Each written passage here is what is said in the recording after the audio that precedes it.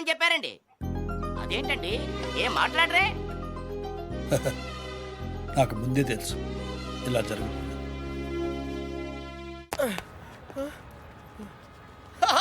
రే అర్జున్, ఆహా నువ్వు చిన్నప్పుడు ఎలా ఉన్నావు ఇప్పుడు కూడా అచ్చం అలాగే ఉన్నావురా, ఏం మార్పు లేదు నీలో. అరే పాగలగా ఎక్కడ ఉన్నావు ఇంద్రబాయ్? అర్జున్, అర్జున్ నువ్వు కూడా చిన్నప్పుడు ఎలా ఉన్నావు అచ్చం అలాగే ఉన్నావురా, అసలు ఏం మార్పు లేదురా నీలో. అలాగే.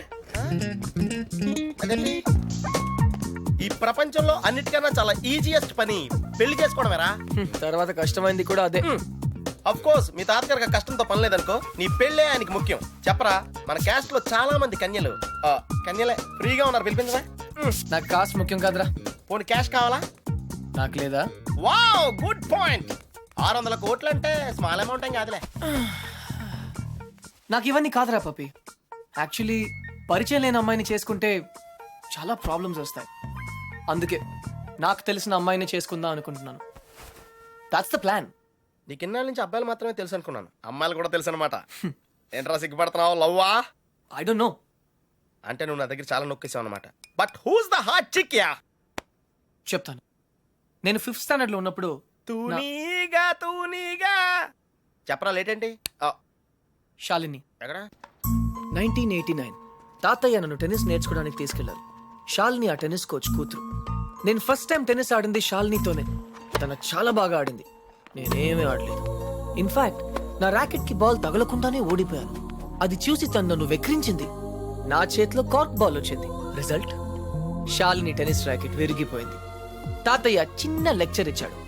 వెంటనే శాలినికి పెద్ద సారీ చెప్పి కొత్త ర్యాకెట్ ఇచ్చాను. ఇప్పుడు ఎక్కడుందో.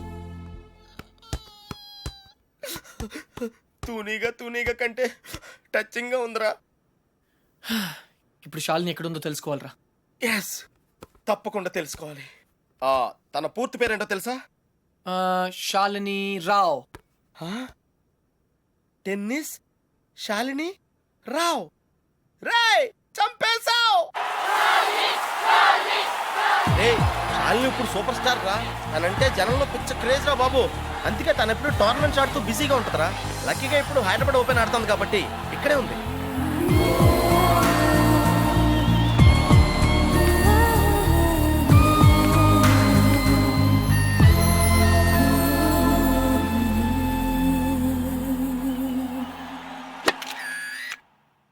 She's damn cute man. చాలా చాలా అందంగా ఉందిరా. ఎమోషన్ ఎక్కువైంది.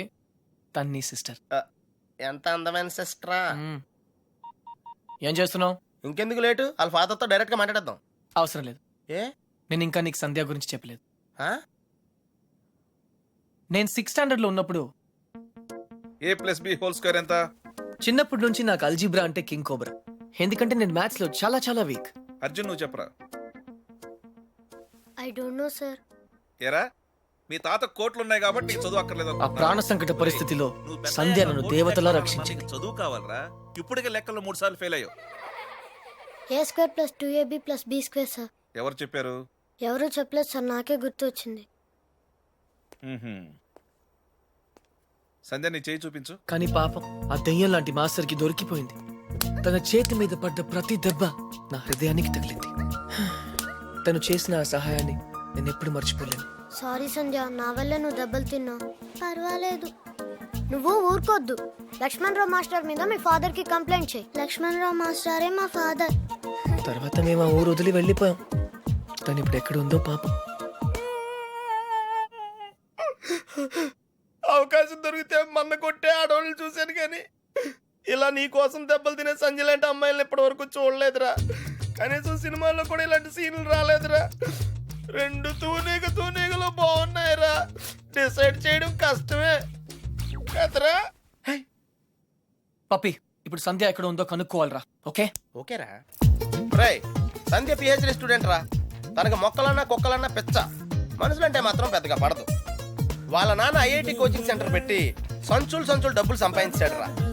తన కళ్ళ ముందు ఎవరన్నా జంతువులను బాధ పెడితే మాత్రం తట్టుకోలేదురా.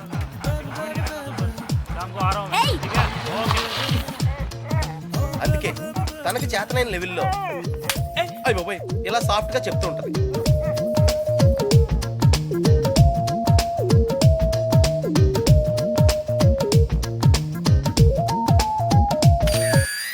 చూస్తుంటే గార్జియస్ గా ఉందిరా పప్పి. అంటే బాగుందనే కదా. యా ఆ. పప్పి, ఇద్దరులో ఎవరు బాగున్నారు?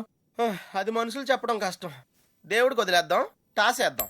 ఏయ్, 50-50కి ఇది ఓకే. నా క్యాల్కులేషన్ వేరు.